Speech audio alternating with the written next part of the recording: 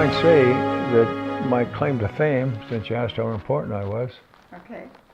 I bombed the United States. And how did that happen? Well, it turns out that it was my turn to be the bombardier, and it was at night. And the target was all lit up so we could see it.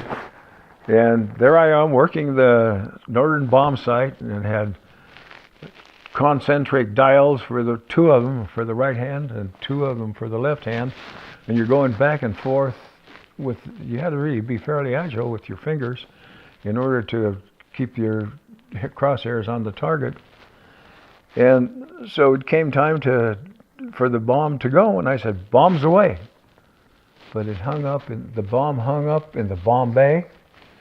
And I called the pilot, I said, oh, we're hung up. And so what he did, as we left the bombing range, this was in Boardman, Oregon, centrifugal force took the bomb out. And I said, uh-oh, I'm in trouble now. And fortunately, though, I told the debriefing officer about the bomb.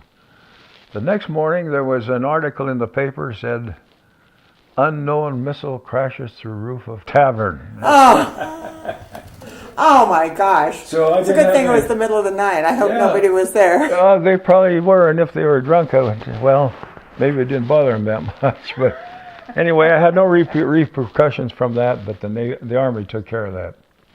We were detailed to Langley Field, Virginia, and our task there was to search for German submarines in the Atlantic Ocean at night.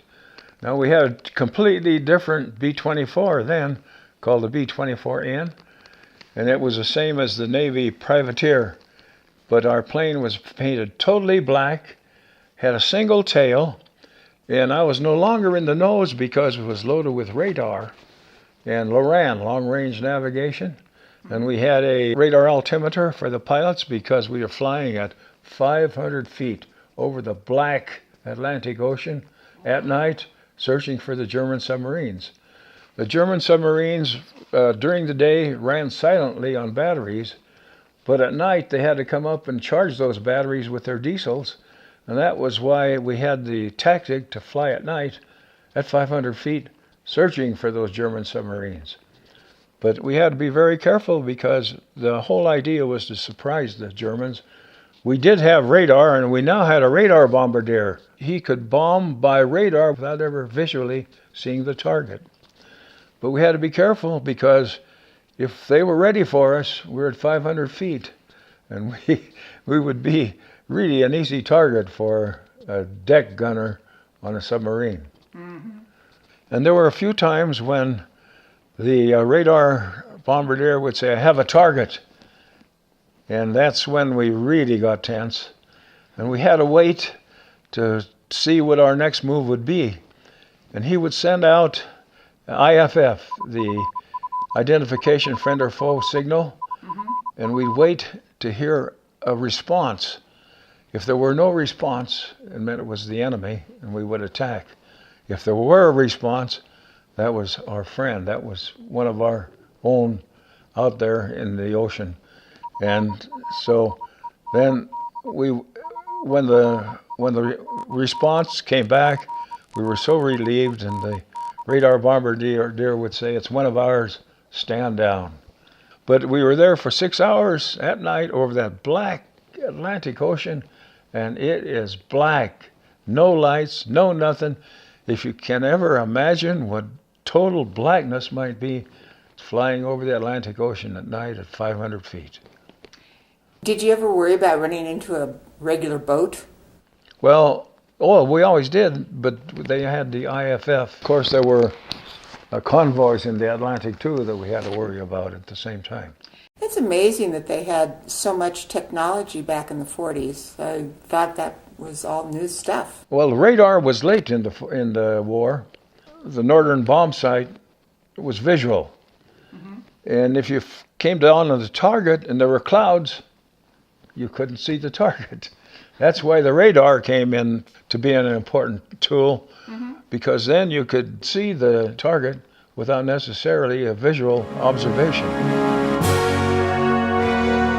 Tell me about your bomber jacket and looks like you've got a few awards. And This jacket is what we wore around the base, and of course underneath the heavy jackets with the fleece. But this over here is the insignia of the Army Air Corps. yeah. This is my rank up here, First Lieutenant. And over here, this is for the 4th Air Force, which was the Air Force that we flew in around protecting the United States of America.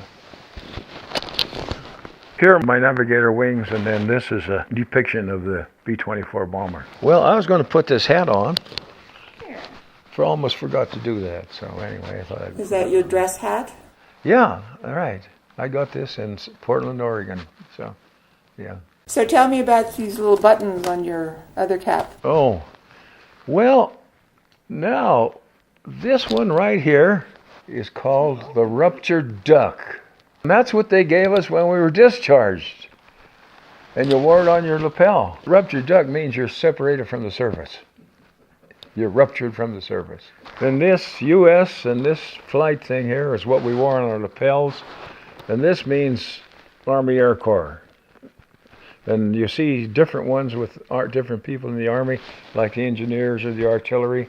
This is the thing that designates which branch of the Army you're in. So how did you earn First Lieutenant? Well, age 19, was it? 19. Well, I was out by the time I was 20, so it just progression of being able to do the job, and finally, after a period of time, they say, well, you're doing okay, we'll give you a promotion. Did you ever think about re-upping? No, I was in the reserves, and I was called up for the Korean War, but I was working at Office Field, California for the National Advisory Committee for Aeronautics, which became NASA. The director sent a letter to the Army that I was in a crucial job classification, so I didn't have to go to the Korean War. I had the opportunity when I worked for Lockheed and other companies to go to the Washington, D.C.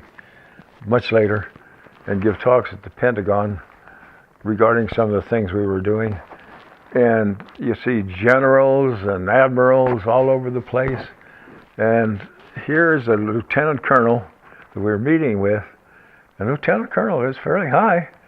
Guess where his office was? In the basement. Oh. So that shows you about how important I might have been as a first lieutenant. So I understand you got several degrees. Yeah, I got my Bachelor of Science degree in Engineering Physics from the University of Colorado. And then I went to California. I went to Stanford University. And believe me, I could never have gone to Stanford University without the GI Bill. It's a private school, and the tuition is really high there. But I was able to do that. And then that was in 1950. But then I was working for Lockheed. And Lockheed had a program where I went back to Stanford, and I got a master's degree in engineering science from Stanford under the Lockheed program. It took me 12 years to get a master's degree, but I finally managed to get that. Well, I was married and had a son, and it was awfully hard going back after 12 years, or 10 years or so. So, yeah.